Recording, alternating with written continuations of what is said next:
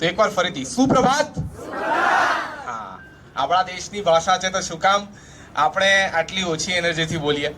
તો આજના કાર્યક્રમની શરૂઆત એક શાયરીથી કરવા માંગુ છું કે હમ अपनी जान के दुश्मन को अपनी जान कहते हैं, कि हम अपनी जान के दुश्मन को अपनी जान कहते हैं और मोहब्बत की इसी मिट्टी को हिंदुस्तान कहते हैं.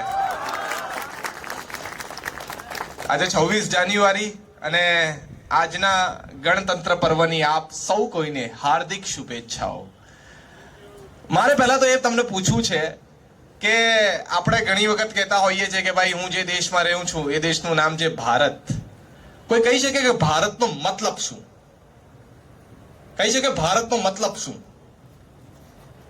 મેં પહેલા સુપ્રભાત કહ્યું એનું પાછળનું કારણ એ હતું કે આપણે આપણી ભાષા ભૂલતા જઈએ છીએ.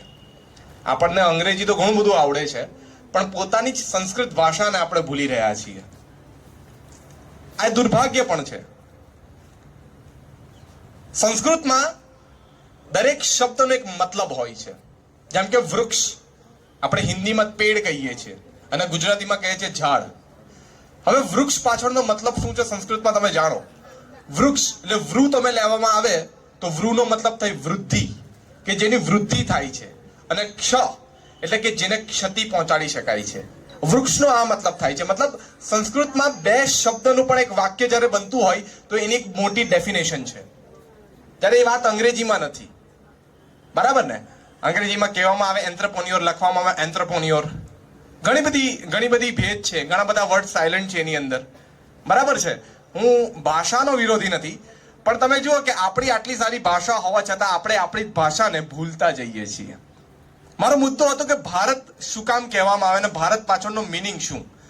તો ભારત પાછળનો પણ એક બહુ મોટો મિનિંગ છે. ભા, આ જે શબ્દ છે ભા, એનો મતલબ થાય પ્રકાશ. જેમ કે આભા, પ્રભાત, ભાસ્કર એટલે સૂર્ય, ભાનુ એટલે સૂર્ય. એટલે કે જે પ્રકાશ છે એ ભામાં છુપાયેલો શબ્દ છે, અને એટલે ભા આવે છે. અને રથ, રથનો મતલબ થાય છે કે જે લાગેલો રહે, પ્રકાશની ખોજમાં ઓતપ્રોત રહે, જેનું કામ હંમેશા અંધકારથી પ્રકાશ તરફ લઈ જવાનું હોય. અને એ જ કામ આપણે વિશ્વ માટે કરીએ છીએ કે જ્યારે કોઈ દેશ કોરોના ફેલાવે છે ત્યારે આ જ ભારત દેશ વેક્સિન બનાવે છે. આ કાર્ય આપણું છે કે કોઈ પણ અંધકાર કેમ ન હોય, ભારતનું કાર્ય હંમેશા વિશ્વને પ્રકાશના માર્ગ પર લઈ જવાનું રહે છે. અને એટલે જ આપણી સંસ્કૃતિ કહે છે તમસોમાં જ્યોતિર્ગમય. તમસોમાં જ્યોતિર્ગમય એનો મતલબ થાય કે આપણે અંધકારથી પ્રકાશ તરફ લઈ જઈએ છીએ. આ આપણી સંસ્કૃતિ છે.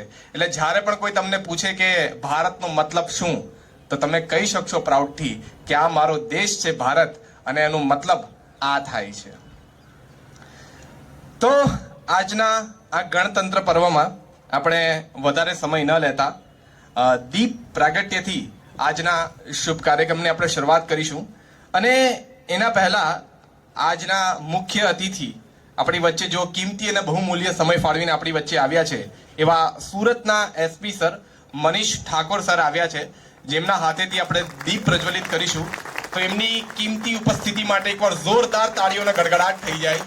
Thank you so much. Actually આ જલિયાવાલા બાગ હત્યાકાંડ જ્યારે થયો હતો તેના 21 વર્ષ બાદ ઉધમસિંહે લંડનમાં જઈને જનરલ ડાયરને માર્યો હતો.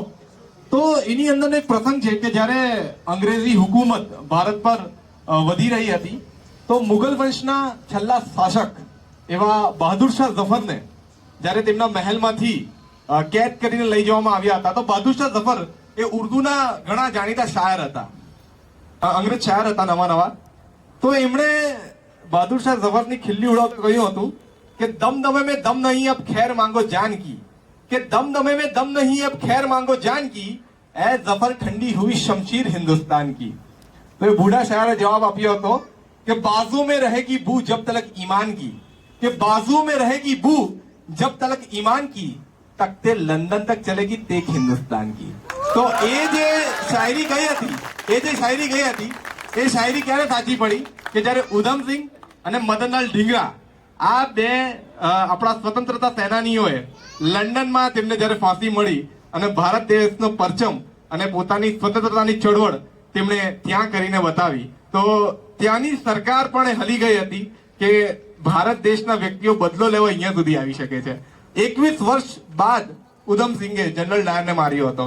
જ્યારે જલિયાવાલા બાગ કાંડ થયો હતો ત્યારે તાત્કાલિક અહીંયાની બ્રિટિશ હુકુમતે જનરલ ડાયરને લંડન મોકલી આપ્યો હતો, ઇંગ્લેન્ડ મોકલી આપ્યો હતો અને ત્યારબાદ એનો બદલો લેવા માટે 21 વર્ષની રાહ જોઈ હતી.